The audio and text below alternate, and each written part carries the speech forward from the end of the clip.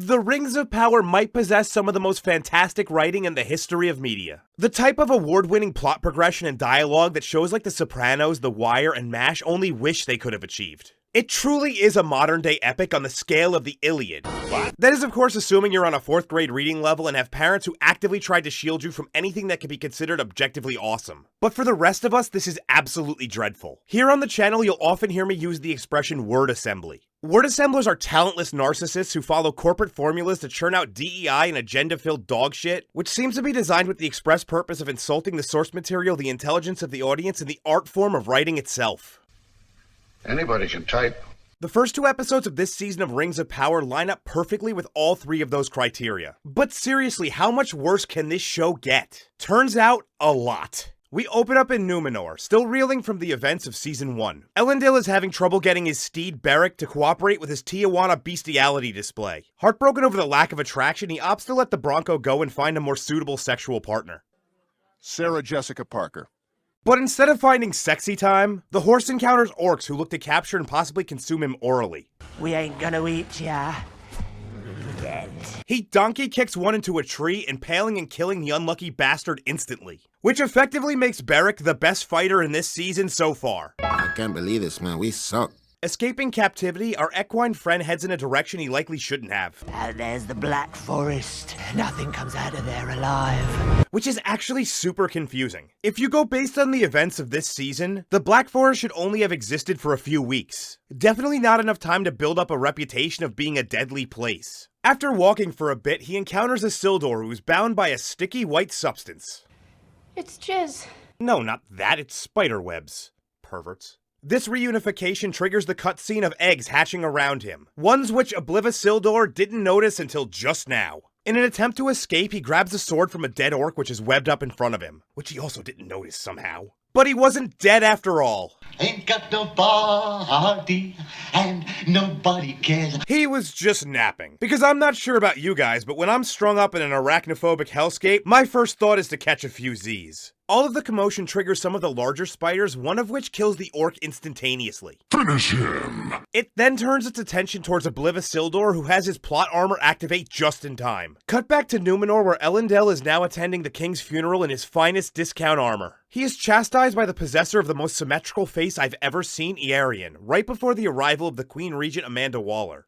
What the fuck? The Queen and Elendil have a quick discussion on corruption before she's approached by the woman with the biggest fucking balls on the planet who proceeds to bitch slap her. Seriously, as a person who's broken down fight scenes, this was about as solid of a slap you'll ever see in a show. Good shit, what's your name? Oh well, that must translate into heavy testicles in Numenorian. Turns out Balls of Steel lost her son in the attack from Season 1, and rather than have her publicly executed for this obvious act against the crown, Queen Waller, by the way, is this bitch still blind, gives her a nice hug. Later that night, she's going through a box of trinkets when she's approached by Pharazôn, who despite being not sneaky in the slightest, somehow startles Amanda.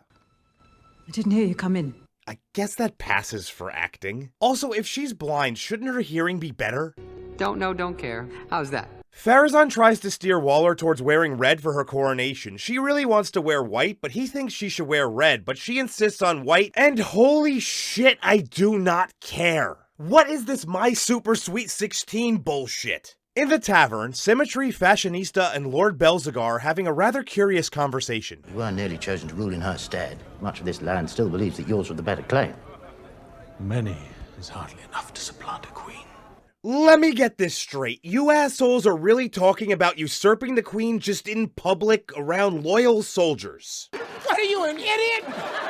This is not how humans interact. No one with half a brain is just going to be openly discussing committing treason in such a cavalier way. Especially not in a pub which hosts members of the military. As to be expected, they are interrupted by Valandale, who tells them not to speak ill of the queen and plot her downfall publicly, or they will have to answer to him. And me. Me too.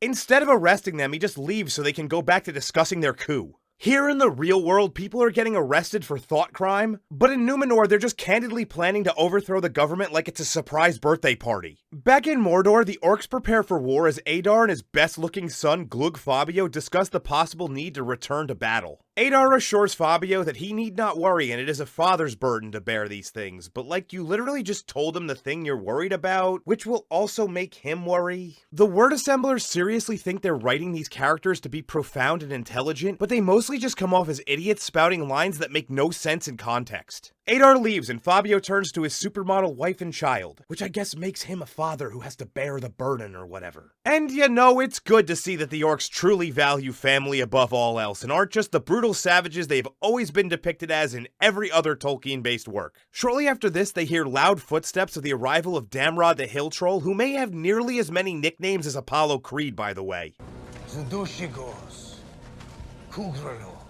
The dancing destroyer, the king of sting, the count of Monte Fisto. Anyway, he just opts to destroy one of their bridges as he walks in. What the fuck? Because there's no way he didn't see that shit. And also, like a large cat brings a gift for Adar. In Eregion, Celebrimboob is entertaining Durin and Disa the Elephant Lady when he drops this well-written line on them. These rings will be beyond any power yet devised. They shall be rings of power. Brimboob wants to barter through Durin to his father for additional mithril in order to forge more rings. You know, those rings that were supposed to be forged in secret? Unconvinced, Durin has a battle of wits with Anatar, who reminder is Sauron in disguise, and since I called him Moron in the previous video, he will now be known as Moranatar. Know your limitations. You are a moron.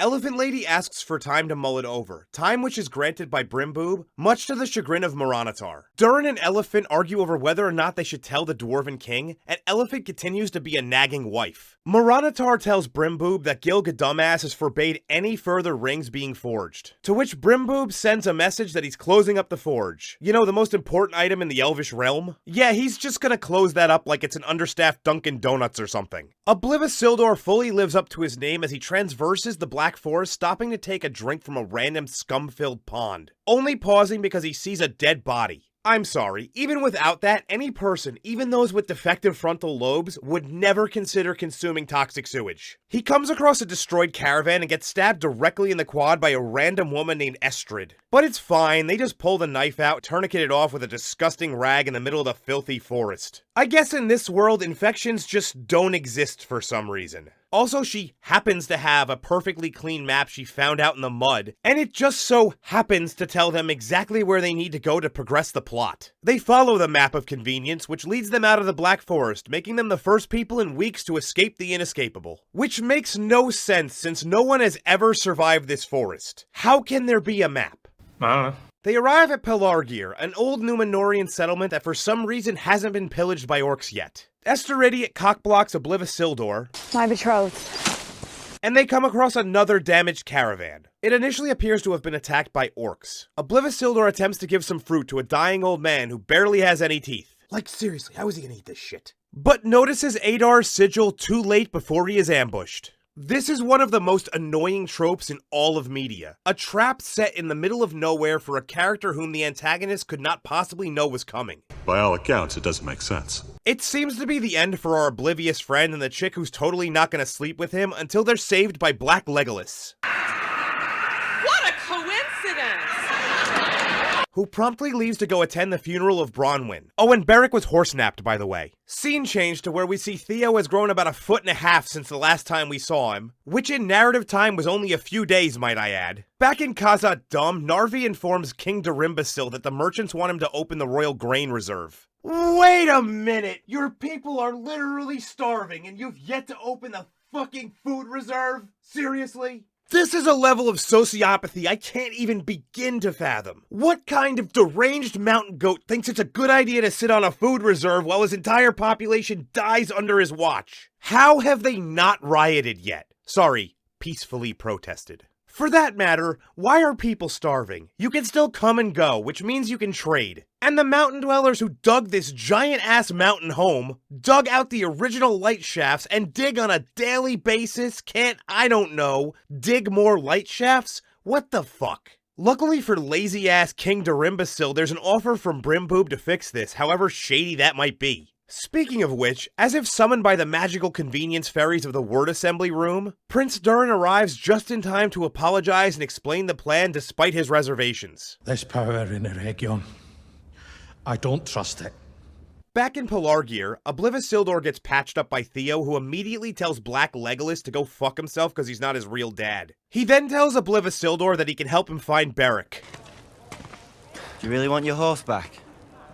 Meet me here, tonight. Moonrise.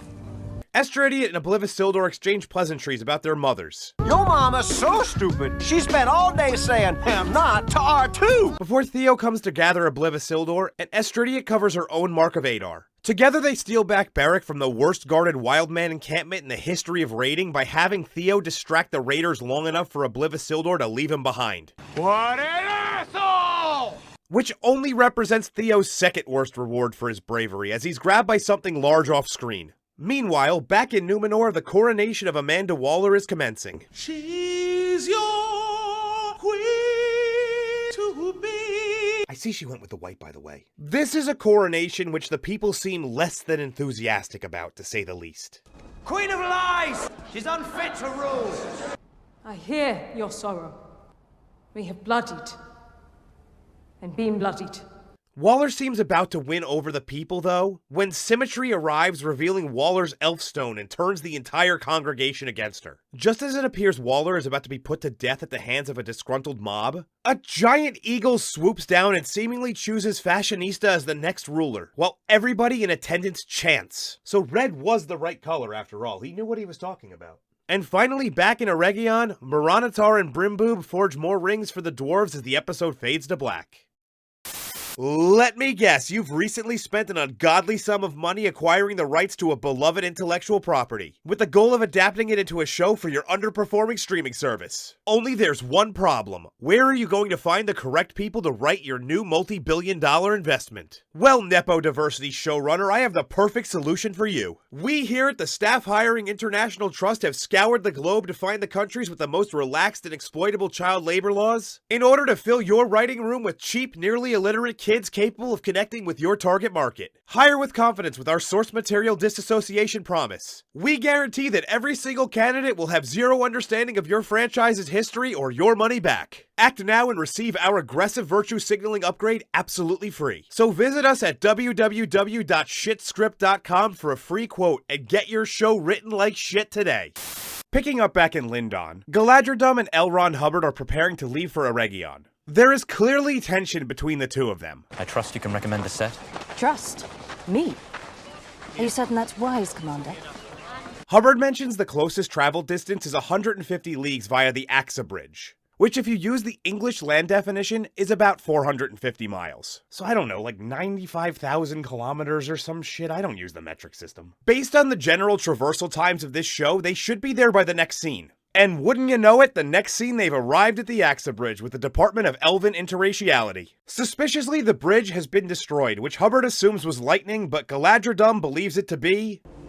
Sauron means for us to go that way. Okay, I've put this off long enough. This chick seriously needs to cool it with the rolling of her R's. She sounds like she's in a telenovela. Just for fun, for the rest of this scene, I'm gonna try to say every name with the same dedication to the Spanish lisp she uses. In order to get to Eregion, they're going to have to change course, choosing between one that would add 14 additional days to their trip and one that wouldn't. Wow, they actually acknowledge time for once? While they discuss the best path to take, Galadriel has a vision which makes her believe that Moran wants them to go through the hills. So she suggests a different path. Despite Galadriel's protest, Elrond Hubbard decides to go south, which prompts the elvish Karen to want to see the manager. We rejoin definitely not Gandalf as he continues to look for sushi rice paper and poppy seed bagel, which going based on the fact that the previous scene implied weeks had passed, can only mean that he's been searching for them for days at minimum. He encounters a goat. No one told me Wayne Gretzky was going to be making an appearance. And the goat's owner, Tom Bombadil. This was a character that even Peter Jackson didn't want to tackle, so good luck, Amazon. While the original bearded plot device and the new bearded plot device discuss nothing, the wind picks up ever so slightly and steals the map from not Gandalf. He chases it and then gets sucked into a tree vagina. Meanwhile, elsewhere, Rice Paper and Bagel wake up in a bush, which isn't another vagina reference. Sure it's not. They have zero idea where they are, but they hear horses, which prompt them to jump off of a cliff to the rocks below,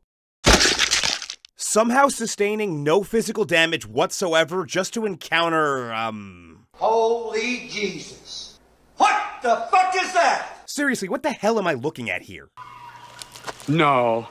No. Well, whatever it is sets off another example of the amazing dialogue which someone sat down and put on paper. Live here? Harfoots live here. What's an Harfoot? Well, you are. Bagel and the walking troll doll begin to exchange flirty eyes. My eyes! These two are going to have some ugly-ass children. He stupidly mentions his village and is bullied into taking the Harfoots there. These random-ass Navajo motherfuckers are called Stuar, some strange matriarchal hole-dwellers who don't like outsiders, backtalk, or bathing from the looks of it. They also apparently hate wizards because when Rice Paper mentions not Gandalf, they immediately seize the girls due to a possible connection to the Dark Wizard. Speaking of Rasputin, he and the tracker guy are back in Jawa Sandcrawler Village hatching a plan to get their ever-evading targets. Time to dance. Tom Bombadil releases Not Gandalf from the tree vagina and takes him back to his place so he can finally clean his dirty ass. Seriously, I don't even want to imagine the stench.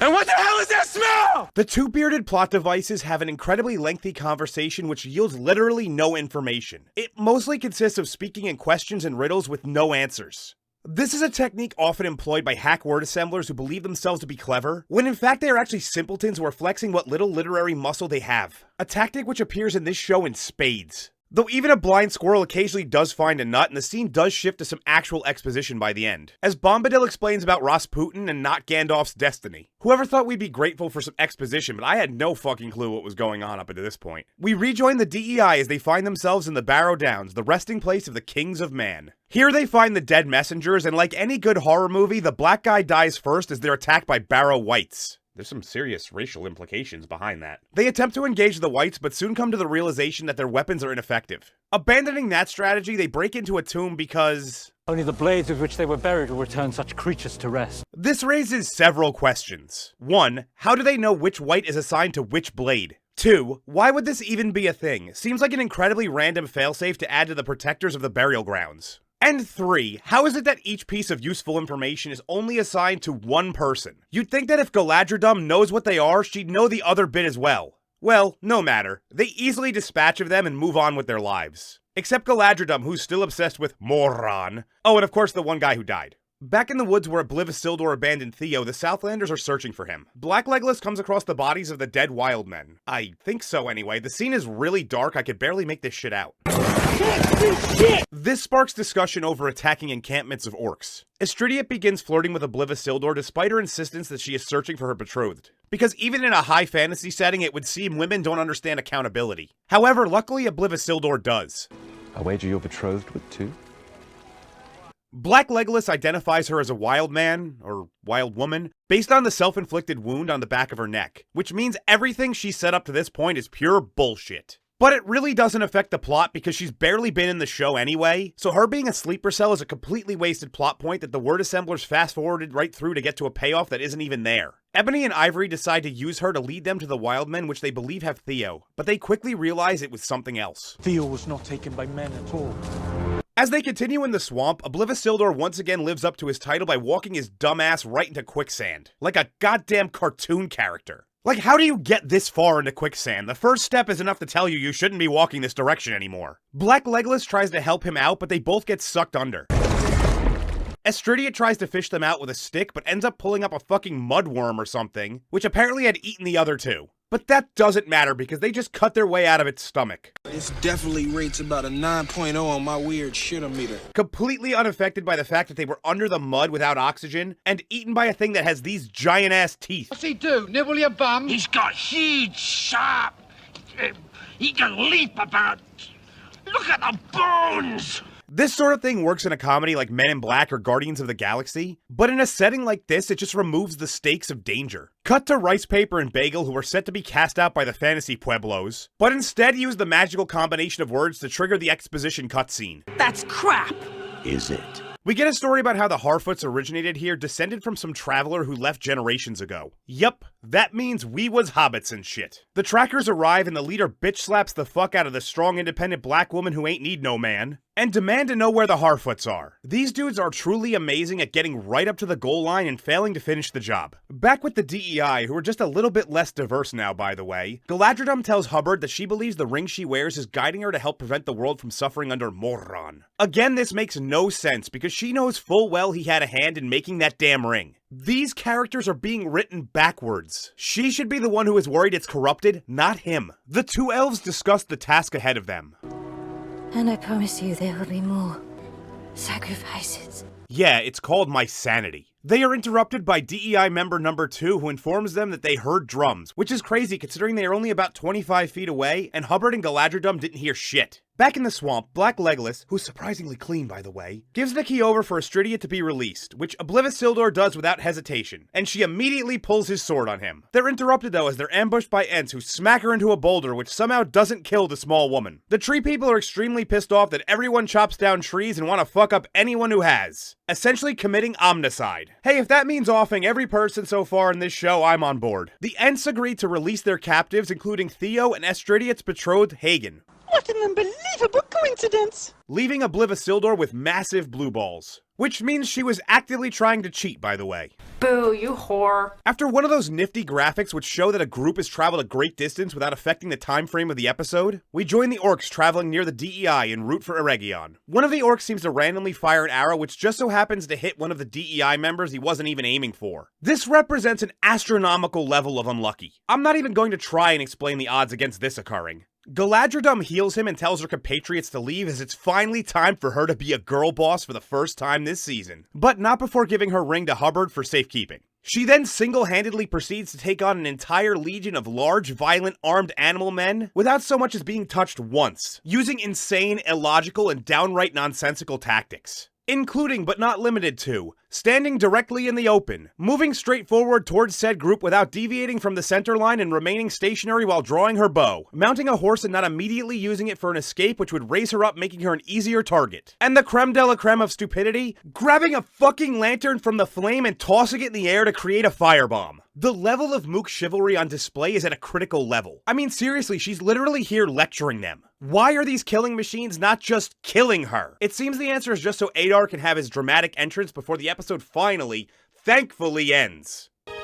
It's finally over. Huh?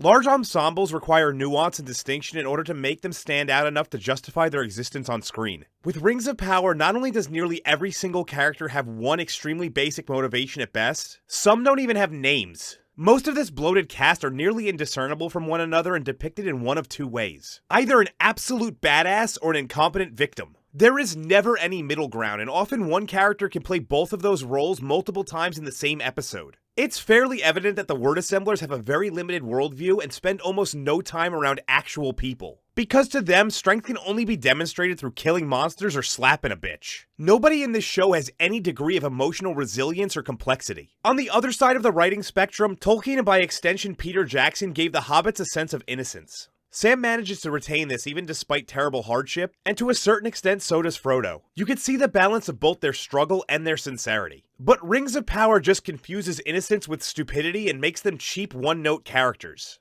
Galadriel charging into battle with hundreds of orcs to buy time makes no sense. Orcs have large enough numbers to split up and deal with her while having more than enough soldiers to pursue the remaining elves. So this is just to show how awesome she is despite the lack of rationale. She also should be extremely dead, but of course she has innate plot armor. And due to her importance to future stories, she survives. Even worse, the character is written as if she's aware she's in the Lord of the Rings trilogy and therefore could throw caution to the wind. And while we're talking about characters who can't die, Isildur might be the sloppiest character in the show. He's constantly bouncing between lovesick puppy who blindly trusts people within seconds to being a guarded skeptic hardened by life events. Sometimes even within the same scene. Bipolar writing pops up in other ways as well. Pharazôn and the entire Númenórean coup crew are super obvious about their intentions, but it seems like the word assemblers believe these characters were written to be sneaky when they're about as subtle as a chick who's been waiting on a proposal from her boyfriend of 12 years. But of all the terrible ways to write a character, there is likely none more annoying than the info dump and receptacle method. This is when characters who are supposed to be the audience surrogates do nothing but ask inane questions over and over again. They get the required plot points regurgitated in their direction at the last minute because they happen to say the proper combination of words to trigger some minor character's internal dose of truth serum. This is so abundant throughout the show, but by far occurs the most in the Poppy Nori stranger wandering through the desert storyline. These three characters are morons who just keep lucking out finding the people and locations with the exact item or tidbit of information required to move them to the next page of the script. Really, I'm kind of shocked I've made it this far. Each episode has been a massive slog. They aren't exactly short, but they just feel so much longer, not exactly aided by the fact that I often fall asleep halfway through. But as the old idiom says, you can only walk halfway into the forest before you're walking out. And thankfully I have crossed that threshold. And if that's not enough to convince you that my experience up to this point has made me question which circle of hell I'm currently in, I'm not sure anything I could possibly say would do the trick.